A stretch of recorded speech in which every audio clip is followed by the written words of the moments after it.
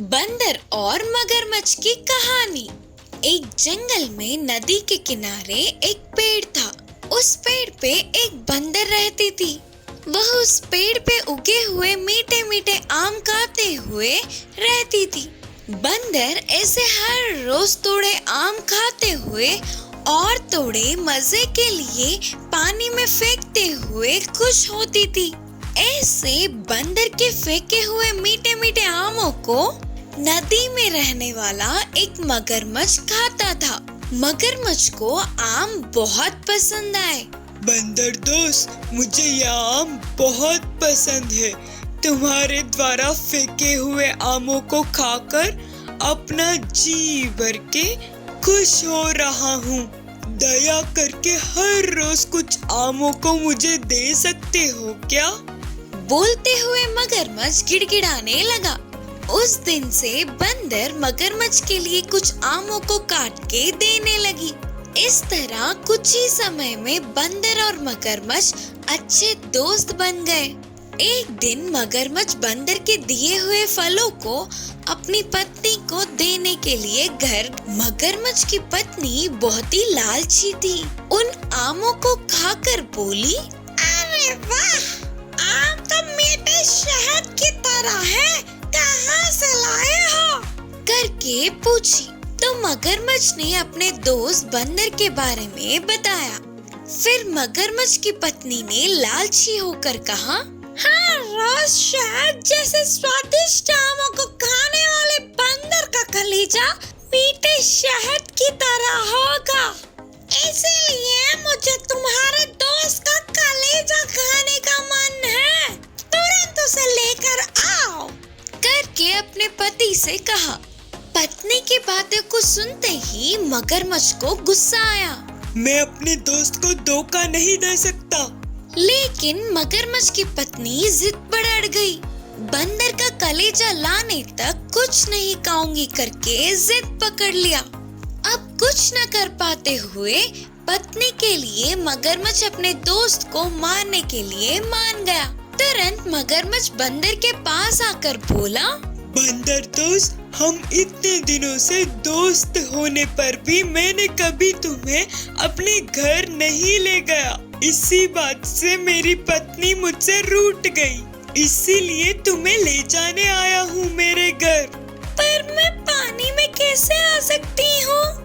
अच्छा, उसमें क्या है, तुम मेरे पीठ पर बैठ जाओ, मैं तुम्हें चुटकी में मेरे घर ले जाऊंगा। दोस्त की बातों को सच मानने वाली बंदर खुशी से पेड़ पर से नीचे आकर मगरमच्छ के पीठ पर बैठ गई। बंदर को अपने ऊपर बिठाकर मगरमच्छ अपने घर चल पड़ा। पानी में थोड़ी दूर जाने के बाद अचानक मगरमच्छ रोने लगा। मगरमच्छ को रोता देख बंदर परेशान होकर पूछी, क्या हुआ दोस्त, क्यों रो रहे हो?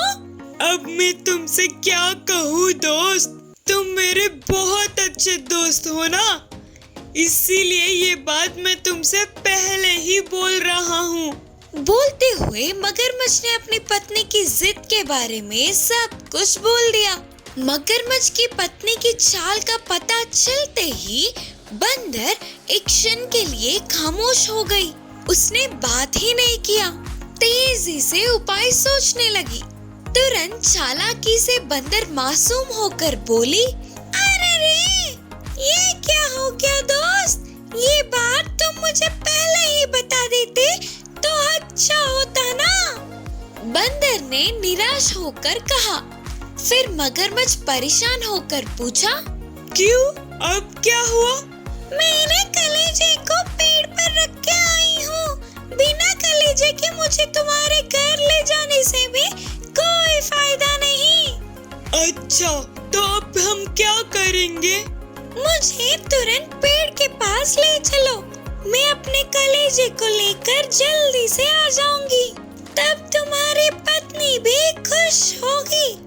फिर यह मूर्ख मगरमच्छ बंदर के बातों में आकर उसको वापस नदी के पास ले आया। तो बस बंदर झट से किनारे पर कूद के जल्दी से पेड़ पे चढ़ के बैठ गई।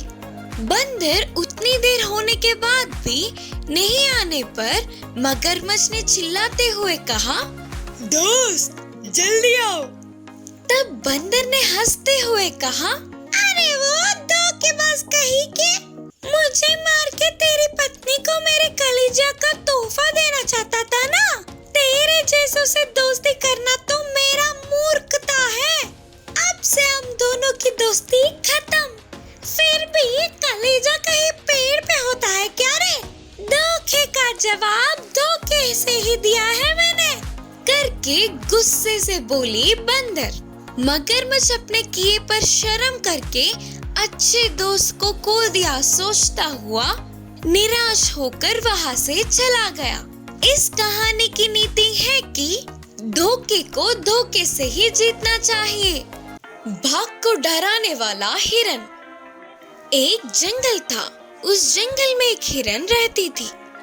एक दिन हिरन घास चरते हुए बहुत दूर चली गई। इतने में बारिश होने लगी थी, तो तुरंत हिरन ने बाजू के गुफा में घुस गई। थोड़ी देर बाद बारिश रुक गई, तो बाहर आने की सोचा तो गुफा की तरफ बाघ आ रहा था। इससे हिरन की सांसें रुक गई समझो। बाप रे बाप, उस बाघ की नजर मुझ पर पड़ गई तब तो मैं बिल्कुल मरूंगी। अब मैं क्या करूं? करके सोच में पड़ गई। गुफा में अंधेरा होने के कारण वह बाघ को नहीं दिखेगी करके सोचकर उसने चैन की सांस ली। लेकिन खतरा भी पूरी तरह से नहीं टला। बाघ किसी भी क्षण गुफा में आ सकता था और हिरन को भी बाहर जाने की बिल्कुल भी मौका नहीं था। तुरंत हिरन को तेजी से एक उपाय सूझी। उसने गंभीरता से गला बदल कर कहा, उस बाघ के आने का समय आ गया। उसके आने के तुरंत हम तीनों मिलकर एक ही बार में हमला करेंगे।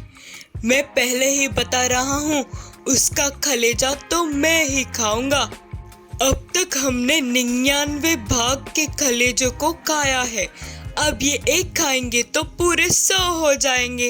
इन बातों को सुनने वाले बाघ को कुछ भी समझ नहीं आ रहा था। उससे बड़ा कोई और जानवर गुफा में घुसा होगा करके डर गया। अब उधर ज्यादा देर तक रहना ठीक नहीं है करके भागने लगा। थोड़ी दूर जाने के बाद उसे एक भेड़िया दिखा। क्यों ऐसे भाग रहे हो? करके भेड़िया ने बाघ से पूछा। उसने गुफा के बाहर से सुने हुए बातें बताया। तो भेड़िया ने कहा, चलो जाकर देखते हैं। बाघ डरते हुए ही मान गया।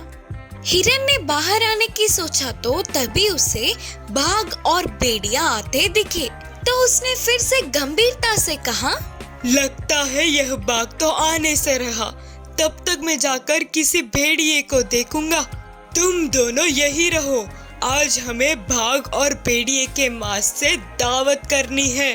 तो बस भेड़िया यह सुनते ही भागने लग गई।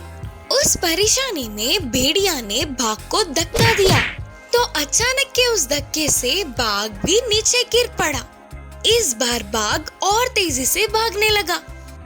भेड़िया ने भी उसका पीछा किया। उसके बाद बार बार बच गई करके सोचकर हिरन गुफा से बाहर आकर तेजी से भागकर अपने प्राणों को बचा लिया। फिर कभी उसने गुफा की तरफ जाने का साहस नहीं किया। इस कहानी की शिक्षा है कि अपनी बुद्धि से हम किसी भी मुश्किल का सामना कर सकते हैं। 4 दोस्तों की कहानी। एक जंगल में कौवा, कछुआ, हिरन और चूहा अच्छे दोस्त थे।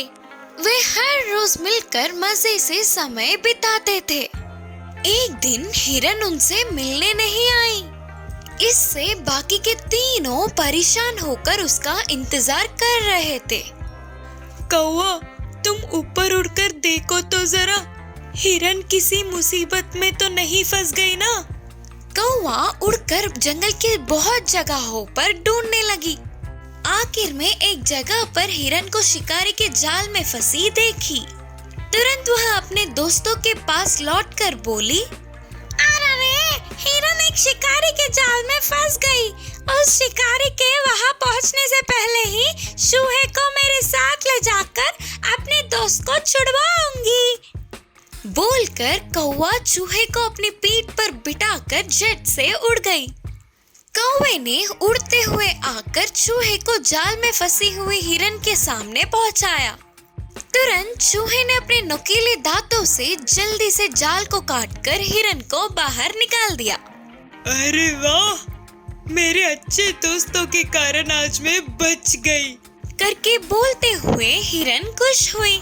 इतने में कछुए का धीरे से चलकर आना उन्होंने देखा। अरे कछुआ इतनी धीमे से आ रही है, अब अचानक शिकारी आ गया तो मैं आसमान में उड़ जाऊंगी। हिरन और चूहे भी तेजी से बच के निकल जाएंगे, लेकिन कछुए का क्या? आते ही शिकारी ने धीमे धीमे चल रहे कछुए को देखा और उसे पकड़कर अपने पास की लाठी से बांध लिया। यह सब चुप कर देखने वाले दोस्त अरे हमारे कछुए दोस्त को हम कैसे बचाएंगे करके सोचने लगे। इतने में शिकारी जाल में कुछ भी न होने पर उस फटे हुए जाल को वहीं छोड़कर कछुए को लेकर वापस मुड़ गया। तुरंत दोस्तों ने एक उपाय सोचा। कौवे ने कहा, शिकारी कैसे भी तालाब के पास जाकर कछुए को नीचे उतारेगा। हिरन उसके देखने तक एक जगह पर गिर के मरने का नाटक करेगी और मैं भी उसके आँख को चुबाने का नाटक करूंगी। उसके इतनी दूर चलने तक चूहा जाकर कछुए को बांधी हुई डोर को काट कर कछुए को तालाब में कूदने के लिए मदद करेगी। शिकारी के हमारे पास आने तक मैं आसमान में उड़ जाऊंगी और हिरन भी अचानक उठकर भागेगी। अपने उपाय के मुताबिक ही उन तीनों ने नाटक करके शिकारी को बुद्धू बनाकर उधर से बच गए। अगले दिन वे चारों मिलकर कैसे उस शिकारी को बुद्धू बनाया करके याद कर करके हंसने लगे। इस कहानी की नीति है कि दोस्ती बहुत कमाल होती है। अगर सारे दोस्त मिल जाए तो कोई भी काम नामुमकिन नहीं है।